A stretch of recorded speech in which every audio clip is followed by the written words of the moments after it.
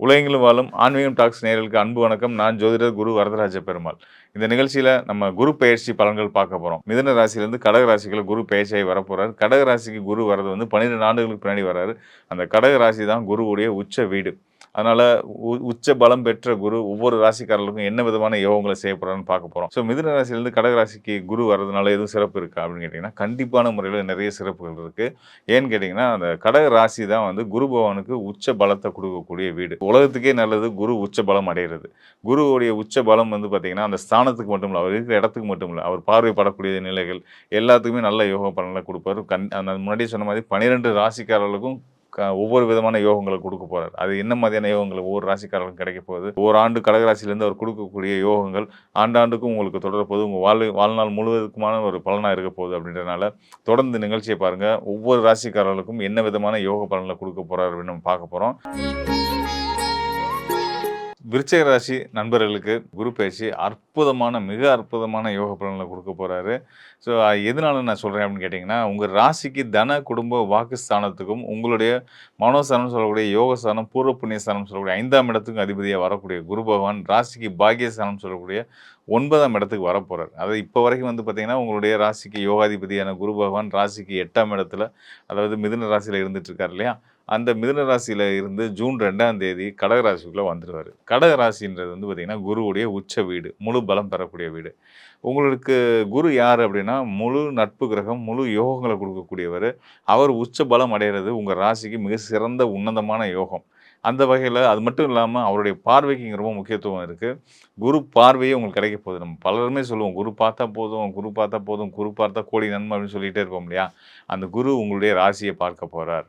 குரு உங்களுக்கு யோகத்த செய்யக்கூடிய குரு உச்ச பலம் பெற்று, உங்க ராசிக்கு தன்னுடைய பார்வைய கொடுக்கும் பட்சத்தில, உங்களுக்குள்ள மிக சிறந்த நல்ல மாற்றங்கள் வரப்போது. உங்கள சுத்தி இருக்கக்கூடிய எதிர்மறையான சக்திகள் உங்கள விட்டு விலகி போயிட்டு, முழுமையான ஒரு பரிசுத்தமான ஒரு பாசிட்டிவிட்டி வந்து உங்களுக்குள்ள லைஃப்குள்ள வரப்போது. உங்க மன ரீதியாவுமே வந்து பார்த்தீங்கன்னா, நம்மளால எதையுமே சாதிக்க முடியும் அப்படின்ற ஒரு எப்பயுமே அது உண்டு. அது இன்னும் அது வந்து இன்னும் வலுப்பட போகுது, இன்னும் மேம்பட போகுது அப்படின்றத நம்ம தெரிஞ்சுக்க வேண்டியிருக்கு. குரு பார்வை பட்டாச்சு அப்படின்னாலும் நம்ம சுத்தி இருக்க சூழலே மாறிருங்க. வாழ்க்கையே ரொம்ப சிறப்பாயிருங்க. எல்லா வகையிலயுமே சிறப்பாயிடும். பொருளாதார ரீதியாவும் சிறப்பாயிரும். நம்மளுடைய ஆத்ம பலமும் கூடும். தெய்வ பக்தி இயற்கையாவே தெய்வத்தோட அனுகூலம் வந்து நமக்கு கிடைச்சுக்கிட்டே இருக்கும். நமக்கு நன்மை செய்யக்கூடியவங்க பலமாறாங்க அப்படின்னா, அது எவ்வளோ தூரம் நமக்கு நல்லதோ, அதே விஷயம் தான் இங்க நடக்க போகுது. குறிப்பா விருச்சிக ராசிக்கு முதல் தரமான யோகங்கள குரு பகவான் குடுக்க போறார். அவர் வந்து தன, குடும்ப, வாக்குஸ்தானத்து அதிபதி இல்லையா? அதனால உங்களுடைய பொருளாதார நிலைகள்ல முன்னேற்றங்கள் ஏற்பட போது. பொருளாதார முன்னேற்றம் ஏற்பட்டாலே வாழ்க்கையில எல்லாமே மாறிரும். அது ஒரு பக்கம் இருக்க. உங்களுடைய குடும்பஸ்தானத்துக்கு அதிபதி அவர்தான். அப்போ உங்களுடைய குடும்ப சூழல்கள்ல சொந்த பந்தம், உறவுகளுக்குள்ள இருக்கக்கூடிய சிக்கல்கள், கணவன் மனைவி உறவு சிக்கல்கள் இது எல்லாமே தீர்ந்து ஒருத்தருக்கு ஒருத்தர் நல்ல ஒரு புரிதல் ஏற்பட்டு, ஒரு சந்தோஷமான, நிம்மதியான ஒரு நல்ல வாழ்க்கை சூழலுக்குள்ள வரப்போறீங்க அப்படின்னு தெரிஞ்சுக்கங்க. அது மட்டும் இல்லாம உங்களுடைய மனோஸ்தானத்துக்கு அதிபதி தான் குரு பகவான். உங்களுடைய மனோஸ்தானம்னு சொல்லக்கூடிய 5ஆம் இடத்து அதிபதியான குரு பகவான் பாக்கியஸ்தானமான 9ஆம் இடத்துல உச்சம் பெறதுனால, நீங்க என்ன நினைக்கிறீங்களோ, அது உங்க கை மேல வந்து கிடைக்க போகுது அப்படின்ற அளவுக்கு சொல்லலாம். நீங்க ரொம்ப ஆச்சரியப்பட போறீங்க. நம்ம லைஃப்ல ஒரு நல்ல விஷயங்கள் நடந்துட்டு இருக்கா? அப்படின்னு நீங்க வியக்கிற அளவுக்கு குருவுடைய அந்த பெயர்ச்சிக்கு அப்புறமான காலம் வந்து உங்களுக்கு சிறப்பான யோகங்கள குடுக்க போகுது அப்படின்றத இப்ப நம்ம சொல்லிட்டு இருக்கோம். அத நீங்க அனுபவிக்கும்போது நிச்சயமாவே வந்து ரொம்ப சந்தோஷப்பட போறீங்க. மகிழ்ச்சியா இருக்க போறீங்க. அந்த குரு குடுக்கக்கூடிய யோகங்கள் வந்து நிரந்தரமானது. அத வந்து தற்காலிகமா அந்த ஒரு பெயர்ச்சியாகி வந்து ஜூன் 2ஆம் தேதி வந்துட்டு 1 வருஷம் அங்க இருக்க போறாரு கடகராசியில. அந்த 1 வருஷம் மட்டும் தான் யோகம் குடுப்பாரா? அப்படின்னா கண்டிப்பான முறையில கிடையாது. அந்த 1 வருஷம் அவர் குடுக்கக்கூடிய அந்த யோக பலன்கள் உங்க எதிர்காலத்துக்கே மிகப்பெரிய அடித்தளங்கள அமைச்சு குடுத்துருன்ற அளவுக்கான சிறப்பான யோகங்கள செய்ய போறாரு. இந்த நம்ம எப்படி இருந்தேன் நான் இப்படி ஆயிட்டேன் அப்படின்னு சொல்லிட்டு நம்ம மனோபல சார் சொல்லுவார் இல்லையா? அந்த டயலாக் வந்து உங்களுக்கு பொருந்த போகுது விருச்சிக ராசிக்காரர்களுக்கு. இவ்வளவு நாள் நம்ம வாழ்க்கையில நம்ம ஜெயிப்போமா? மேல்நிலைக்கு வருமா? அப்படின்ட்டு பல பல வருத்தங்களும், சங்கடங்களும் இருந்துகிட்டு இருந்திருக்கும். அது எல்லாமே மாறிட்டு உங்களுக்குள்ளேயே நான் தானே ஜெயிப்பேன். நான் தான் எல்லா இடத்துலயும் முதன்மையா வரப்போறேன்.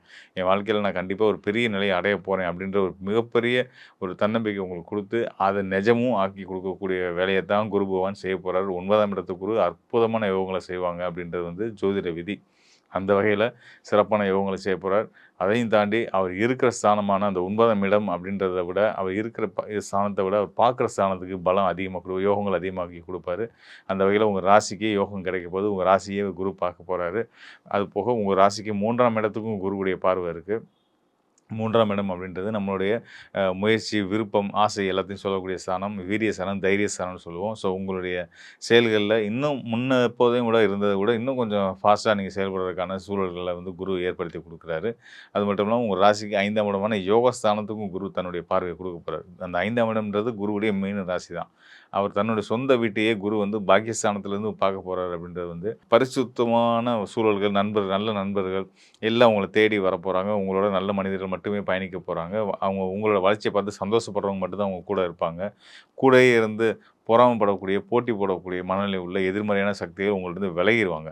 ஸோ இதெல்லாம் தாண்டி ஒரு பக்கம் பொருளாதார ரீதியா பல பெரிய முன்னேற்றங்கள் நீங்க அடைய போறீங்க அப்படின்றது தான் இந்த ஜூன் 2ஆம் தேதி நிலவ இருக்கக்கூடிய குரு பெயர்ச்சியுடைய பலனா நான் உங்களுக்கு சொல்ல விரும்புறது. எப்படி பார்த்தாலும் குருவுடைய நிலை ரொம்ப சிறப்பா இருக்கிறது அப்படின்னால, அதாவது குரு முழு சுபகிரகம். அவர் உச்சம் பெறதுனால எல்லோருக்கும் உலகளாவிய அளவுல மக்கள் அனைவருக்குமே வந்து சிறந்த யோக பலன்கள் கிடைக்க போகுது அப்படின்றதுல எந்த விதமான சந்தேகமும் வேண்டாம். அற்புதமான மாற்றங்கள உலகம் பார்க்க போகுது. நல்ல மாற்றங்கள் மக்கள் மக்கள் வந்து சந்திக்க போறீங்க. ஏற்கனவே பல சிக்கல்கள்ல உலகம் இருந்துகிட்டு இருக்கு. போர் பதட்டம், போர் சூழல், அதனால விலைவாசி உயர்வு, அத்தியாவசிய பொருள் தட்டுப்பாடு, இப்படி பல பிரச்சனைகள் இருக்கு. இதுக்கெல்லாம் காரணமா இருக்கக்கூடிய உலக நாடுகளுடைய தலைவர்கள், அவங்க மனசுலயே நல்ல அமைதியும், சாந்தமும் குரு அருளால கிடைச்சு, அவங்களே வந்து சரி மக்கள கஷ்டப்படுத்த வேணாம். நம்ம எடுத்த முடிவுகள்னால உலக மக்கள் பாதிக்கப்பட்டுட்டு இருக்காங்க. இனிமே அதுக்கான வாய்ப்புகள் நம்ம குடுக்க வேணாம். நம்ம எல்லாத்தையும் பொறுமை காப்போம் அப்படின்னு சொல்லி அவங்களுக்குள்ளேயே ஒரு அமைதியும், சாந்தமும் ஏற்பட போகுது. குரு அருளால நிச்சயமான முறையில அந்த நல்ல விஷயம் நடக்க போகுது அப்படின்றத நானும் எதிர்பார்த்து தான் காத்துட்ருக்கேன். குரு உச்ச பலம் பெறதுனால நமக்கு இருக்கக்கூடிய இது நாள் வரைக்கும் இருக்கக்கூடிய சங்கடங்கள் தீரப்போகுது அப்படின்றத நான் உறுதியா சொல்லிக்கிறேன். மேலும் வந்து நம்ம பல இடங்கள்ல சொன்ன மாரி 2020லேருந்து 2030 வரைக்குமான தசாப்தம் வந்து பார்த்தீங்கன்னா, ராகு, கேது சர்ப்ப கிரகங்களோட பிடியில இயங்கக்கூடிய ஒரு 10 ஆண்டுகள். ஸோ இந்த 10 ஆண்டுகளுக்குள்ள அந்த இந்த இந்த 10 ஆண்டுகள் அப்படின்றது ஒரு போராட்டமான காலம் தான். இந்த 2030க்கு அப்புறம் தான் நமக்கெல்லாம் ஒரு மிகப்பெரிய விடிவு கிடைக்கும் அப்படின்னு சொல்லலாம். அதுக்கு இடைப்பட்ட நேரத்தில இந்த மாதிரியான இந்த 2026ஆம் ஆண்டு குரு உச்சம் அடையக்கூடிய இந்த காலம் 2025மே ஓரளவுக்கு நல்ல ஒரு பலன்கள மக்களுக்கு குடுத்த ஒரு காலம் தான். அதில எந்த மாற்று கருத்தும் இல்ல. இப்படி 1, 2 வருடங்கள் இந்த மொத்தம் 10 வருஷத்துல ஒரு 2, 3 வருஷங்கள் நமக்கு கண்டிப்பான முறையில நல்லாயிருக்கும். அந்த வகையில இந்த 2026 to 27மே ரொம்ப சிறப்பாவே இருக்க போகுது. அதுக்கு முக்கியமான காரணமா குரு பகவான் இருக்க போறார். இனி மெல்ல மெல்ல அடுத்தடுத்து வரக்கூடிய காலங்களும் நமக்கு நல்ல பலன்கள மட்டுமே குடுக்கும் அப்படின்ற நம்பிக்கையோட நம்ம இருப்போம். மேலும் வந்து பார்த்தீங்கன்னா, ஒரு ஜாதகத்துக்கான முழு பலன், அதாவது ஒரு தனி நபருக்கான சரியான துல்லியமான பலன தெரிஞ்சுக்கிறதுக்கு நம்ம சித்தர்கள் சொன்ன வழிமுறைகள் என்ன அப்படின்னு கேட்டிங்கன்னா, கோச்சார பலன்கள் மட்டும் கிடையாது. இப்போ கோச்சார அடிப்படையில பார்த்தா, உங்க ராசிக்கு குரு எங்க இருக்கிறாரு அப்படின்றத வச்சு சொன்ன இந்த பலன்கள் வந்து கோச்சார அடிப்படையில சொல்லப்பட்ட பலன்கள், ராசி அடிப்படையில சொல்லப்பட்ட பலன்கள். இதை தாண்டி விதி, மதி, கதி அப்படின்னு 3 நிலைகள் நம்ம சொல்லியிருக்காங்க. விதி அப்படின்றது வந்து நம்மளுடைய ஜாதகத்தில நம்மளோட பிறப்பு லக்னம். நம்ம பிறந்த லக்னத்தின் அடிப்படையில இப்போ நடப்பு நேரம் என்ன, லக்னாதிபதி நிலை என்ன, தசாபுத்தி என்ன, அத வச்சு சொல்லக்கூடிய பலன்கள். அதுக்கு அடுத்ததா சந்திரன் அடிப்படையில சொல்லக்கூடிய மதி அப்படின்னு சொல்லக்கூடிய சந்திரன் அடிப்படையில சொல்லக்கூடிய கோச்சார பலன்கள். மற்றும் சந்திரன் இருக்கிற நிலையிலிருந்து மற்ற கிரகங்கள், ஏனைய கிரகங்கள் என்ன நிலையில இருக்காங்க அப்படின்னு பார்த்து சொல்லக்கூடிய பலன்கள். அதுக்கு அடுத்ததா வந்து கதின்னு சொல்லக்கூடிய சூரியன். சூரியனை சுத்தி கிரக நிலைகள் எப்படி இருக்கு, தற்காலத்திலும் சரி, உங்களோட ஜனன காலத்திலும் சரி கிரக நிலைகள் எப்படி இருக்காங்கன்றத வச்சு சொல்லக்கூடிய பலன்கள். இந்த விதமான எல்லா விதமான ஆய்வுகளையும் ஏற்படுத்தி நம்ம பார்க்கும்போது தான் ஒரு ஜாதகருக்கான முழுமையான, துல்லியமான, சரியான பலன்களை சொல்ல முடியும். எதிர்வரும் காலம் எப்படி இருக்குன்றத சொல்ல முடியும். மேலும் வந்து உங்களுடைய தனிப்பட்ட ஜாதகத்துக்கான துல்லியமான பலன்கள் தேவைப்படும் பட்சத்தில் இந்த டிஸ்பிளேல இருக்கக்கூடிய எண்ணுக்கு தொடர்பு கொள்ளுங்க. கண்டிப்பான முறையில் உங்களுக்கு ஒரு நல்ல ஒரு தெளிவையும் வழிகாட்டுதலையும் கொடுக்க நான் தயாராக இருக்கிறேன். உறுதியாக மீண்டும் ஒரு முறை சொல்கிறேன், இந்த குருவுடைய பயிற்சி காலம் இனி வரக்கூடிய ஒவ்வொரு நாளும் நம்ம வாழ்க்கையில் நிம்மதியும் சந்தோஷமும் கொடுத்து, நம்மளுடைய பொருளாதார ரீதியான வளர்ச்சியும் கொடுத்து, பொருளாதாரம் பண விஷயத்தில் நமக்கு வந்து ஒரு தன்னிறைவு, ஒரு நல்ல முன்னேற்றம் வந்துருச்சு, ஒரு சேஃப் ஜோனில் நம்ம வந்துட்டோம், அதாவது ஃபினான்ஷியலாக நம்ம ஒரு சேஃபாக இருக்கோம் அப்படின்ற ஒரு மனநிலை வந்துட்டாலே வாழ்க்கையில் எல்லாமே நல்லபடியாக மாறிடுங்க. ஸோ அதுக்கான காலம் இது நாள் வரையும் வராமல் இருந்துச்சு, இப்போ வந்திருக்கு. சந்தோஷமாக நம்ம அதை அனுபவிப்போம்.